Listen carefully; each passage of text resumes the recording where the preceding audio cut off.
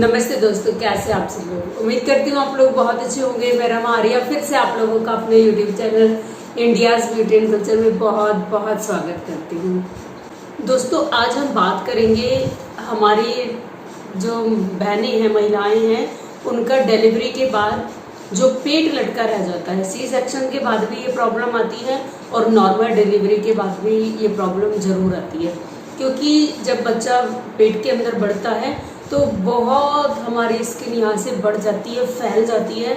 और बच्चे की डिलीवरी के बाद जब हमारा पेट घटने लगता है तो जो हमारी स्किन है वो लूज रहती है और हमारा जो पेट है वो नीचे को लटका लटका फील होता है हमें। तो जो लटका हुआ पेट है, इस एरिए पे चर्बी भी बहुत जमा हो जाती है, क्योंकि बच्चे की जो सेफ्टी होती है उस सेफ्टी के लिए हमारे आसपास चर्बी इकट्ठी हो जाती है प्राकृतिक रूप से। तो चर्बी इकट्ठी हो जाती है, ऊपर से वो चर्बी लटकी हुई होती है क्योंकि स्किन लूज पड़ चुकी होती है। तो इस चर्बी को कैसे घटाएं और जो वो लटका हुआ पेट है उसको वापस से टाइट कैसे करें, तो चलिए वीडियो स्टार्ट करते हैं। सबसे पहले मैं आपको कुछ परहेज बताऊंगी, आपको ये परहेज करने हैं, और इसके बाद मैं आपको बहुत बहुत सिंपल रेमेडी बताने वाली हूँ जो मैंने भी यूज़ की है और जिसका मुझे बहुत फ़ायदा हुआ है, वही मैं रेमेडी आपको बताने वाली हूँ। तो परहेज में जो सबसे पहला परहेज है, एक तो आप हैवी भोजन नहीं लेंगे। हैवी का मतलब है बाहर का खाना नहीं खाएंगे। पिज़्ज़ा, बर्गर और ये जो बाहर के छोले कुलचे, समोसे, ये सब जो चीज़ें होती हैं वो फैट बिल्कुल अलग तरह का है। जो घर में डिलीवरी के बाद पुरानी परंपराएं चलती आ रही है, नॉर्मल डिलीवरी में जो घी के साथ अजवाइन, सोंठ वगैरह डाल के, ड्राई फ्रूट डाल के जो छुआनी पिलाई जाती थी, हमारे यहाँ उसको छुआनी बोलते हैं। एक सूप टाइप का होता है, 7 दिन तक वही देते हैं खाने में। वो शरीर के अंदर से सारी की सारी जो यूट्रस में बाद में जमा रह जाती है गंदगी, उसको तो निकालता ही निकालता है। हमारे शरीर में श्रिंकनेस लाता है, जो बॉडी बढ़ जाती है, जो फैट बढ़ जाता है, उसको कम करने में बहुत मददगार साबित होता है ये नुस्खा। तो अगर आपकी हाल फिलहाल में डिलीवरी हुई है या अभी डिलीवरी होने वाली है, तो इस बात का बहुत खास ख्याल रखें कि आपके पास कोई पुराने समय की दादी, चाची, ताई, बुआ, मासियाँ कोई भी हो, सास भी अगर पुराने ज़माने की है, थोड़ा उनको नॉलेज है, तो वो ज़रूर खाएं। आजकल लड़कियां क्या करती हैं, ये तो बहुत घी वाला है, इसमें तो ड्राई फ्रूट है, हम तो मोटे हो जाएंगे, हम तो मोटे हो जाएंगे, ये चक्कर में खाती पीती नहीं है और बस यही उल्टा असर डालता है। पुराने टाइम पे औरतें खूब खाती थी। जब डिलीवरी हो जाती थी, जो जापे का समय होता था, जच्चा का जो समय होता था, उसमें वो बहुत घी खाते थी। कुछ दिन में वो हल्का फुल्का जो मोटापा होता था वो अपने आप उतर जाता था और जैसा पहले शरीर था, जो हम पेट होता था औरतों का, वो पहले की तरह बिल्कुल टाइट होके एकदम ऐसे हो जाता था कि जैसे इनके अभी बच्चे हुए ही नहीं है। आजकल तो एक बच्चा ही पूरा पेट फुला देता है मम्मियों के, क्योंकि खान पान गलत हो गया लड़कियों का। अपनी मर्जी का खाएंगी कि हम ये नहीं खाएंगे, वो नहीं खाएंगे। जो बूढ़े लोगों की, बड़े लोगों की हमारी परंपराएं हैं, वो बहुत अच्छी होती थी हमारी सेहत के लिए। तो भोजन में हैवी भोजन नहीं करेंगे, हल्का भोजन करना है आपको। और गाय का, अगर आपको शुद्ध देसी गाय का अगर घी मिल जाए, दोनों तीनों टाइम वो जरूर खाना है। जो स्किन की लूजनेस है उसको बांधेगा वो वापस। पहले तो हमारे टाइम पे गोंद भी खिलाया जाता था, तो अगर आप गोंद खा पाए, मैंने उसके लिए बहुत अच्छी वीडियो बनाई है। जो हमारी स्किन लटक जाती है, लूज पड़ जाती है, आप आई बटन में वो वीडियो जाकर देखना। स्किन की जब हमारी खिंचाव खत्म हो जाता है, लटक जाती है, उसके बाद उसको कैसे ठीक करते हैं, तो बहुत ध्यान से वीडियो देखना। ये उपाय भी आप कर सकते हैं। तो परहेज में मैंने आपको बता ही दिया, हैवी भोजन नहीं करना, हल्का खाना खाना है, घी के साथ खाना है। और दूसरा, रोटी जब आप खाना शुरू करें उसमें चोकर जरूर होना चाहिए और आटा मोटा होना चाहिए। चक्की से आटा पिसवाएं, उनको कहें कि दरदरा आटा पीसिए, मोटा आटा पीसिए, मोटा आटा पिसवा के लाए, उसमें से चोकर ना निकालें बिल्कुल भी।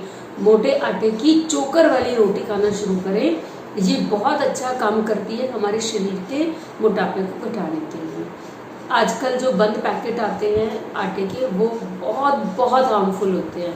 उनके अंदर वो कुछ ऐसे एजेंट मिलाते हैं जिनसे वो काफ़ी समय तक खराब नहीं होते। नॉर्मल आटा 15-20 दिन के बाद एकदम टेस्ट चेंज हो जाता है जो हम चक्की से पिसवाते हैं। तो फ्रेश आटा खाएं। इसी के साथ ही साथ फल जरूर खाएं। शाम को तो आप सिर्फ फल ही फल खाएं।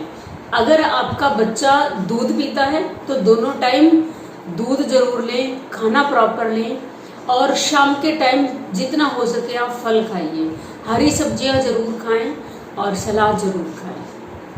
अगर आपसे भूख नहीं बर्दाश्त होती तो एक रोटी कम कर दो शाम के खाने में, लेकिन फल जरूर लेने आपको।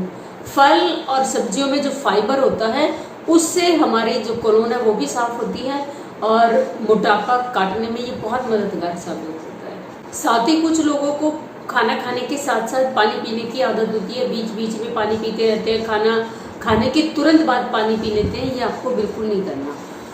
ठंडा या नॉर्मल टेम्परेचर का पानी आप बिल्कुल नहीं पिएंगे, ना खाने के साथ ना खाने के बाद। 1 घंटे बाद आप ठंडा नॉर्मल पानी पी सकते हैं। फ्रिज का पानी भी आपको नहीं पीना, आपको घड़े का पानी पीना है। घड़े का पानी ही आपके लिए बेस्ट रहेगा।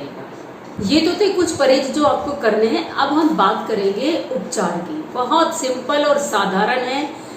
दोनों समय जब आप भोजन करते हैं उसके तुरंत बाद 1 गिलास पानी लीजिए, उबले हुए गर्म पानी का। बहुत ध्यान से सुनिए, उबला हुआ एकदम हॉट टेम्परेचर का चाय की तरह का पानी लीजिए, उसे सिप कर करके पीजिए। पहले तो मुंह जलेगा आपका, लेकिन आपको धीरे धीरे आदत पड़ जाएगी।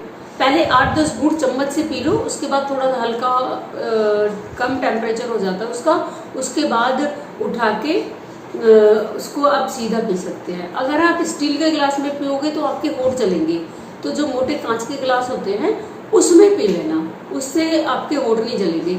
आई बटन में देखो एक वीडियो बनाई हुई है मैंने स्पेशल, और उसमें आप मेरा वेट भी देखना, बहुत कम हो रखा है। अब तो मेरा थोड़ा ज़्यादा हो गया है, लेकिन उसमें तो मैंने बहुत कम कर रखा था अपना। जब भी मेरा वेट बढ़ता है तो मेरे पास सबसे आसान उपाय यही होता है। तो देखो आई बटन में बहुत अच्छी वीडियो बनाई हुई है, मैंने गिलास भी दिखाया उसमें कौन सा यूज किया है। तो उबला हुआ पानी आपको खाने के तुरंत बाद लेना है, दोपहर के खाने के बाद और शाम के खाने के बाद, और हो सके तो दिन ढलने के आसपास ही अपना भोजन कर लें। बहुत ज़्यादा लेट जब हम खाना खाते हैं तो हमारे बॉडी में कफ बढ़ता है, और कफ जब बढ़ता है तो वो मोटापे का ही एक रूप है, फैट का रूप ही है कफ। दूसरा जो उपचार है वो है ऑयलिंग। आपको अपने पेट पे ऑयल लगा के छोड़ देना है। जो आपका पेट का हिस्सा है कमर पे भी लगाना। तो नहाने के 10-15 मिनट पहले तेल लगाइए, कोई मसाज नहीं, कोई रगड़ना नहीं, कुछ नहीं, लगाओ थोड़ा सा इसी तरह से थपथपा कर छोड़ दो। और उसके बाद जब आप नहाएंगी तो साबुन वगैरह कुछ यूज नहीं करना है, अपने हाथों से इस तरह से मसाज करी, थोड़ी सी मैल उतारा और उसके बाद नहा लिए बस।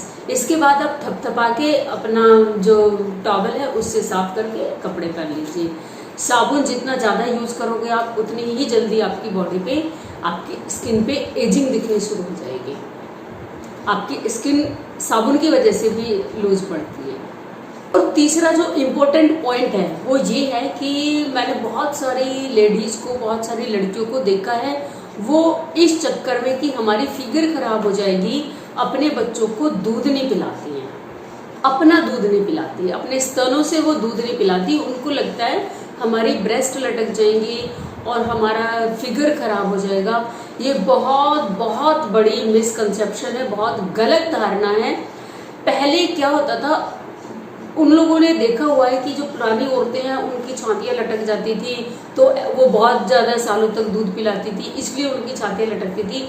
भाई पहले ब्रा पहनने का कंसेप्ट ही नहीं था।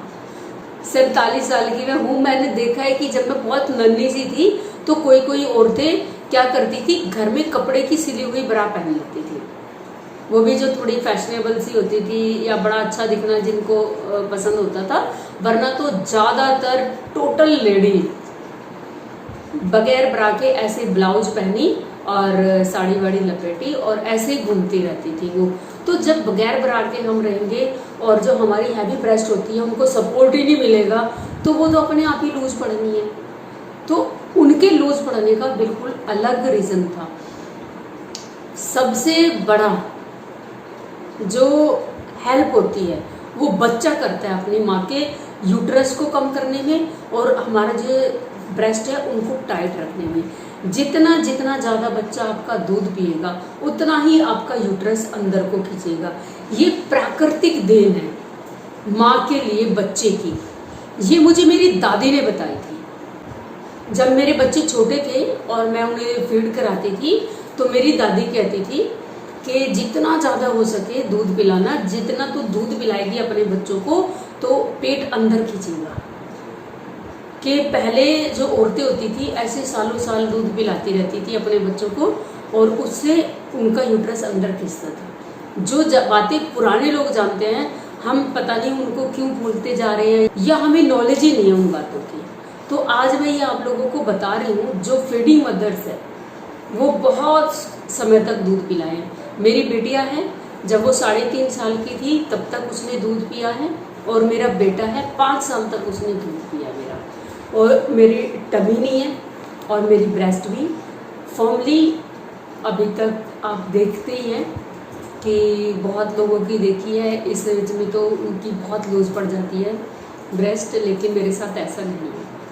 मेरा टमी भी अपनी जगह पे बिल्कुल टाइट है और मेरी फिगर, मेरा ब्रेस्ट भी अभी तक बिल्कुल ओके है। तो आप लोग डिलीवरी हुई है जिनकी, वो अपने बच्चों को जितना समय हो सके ज़्यादा से ज़्यादा दूध जरूर पिलाएं। उम्मीद करती हूँ ये वीडियो, ये जानकारी आपको अच्छी लगी होगी।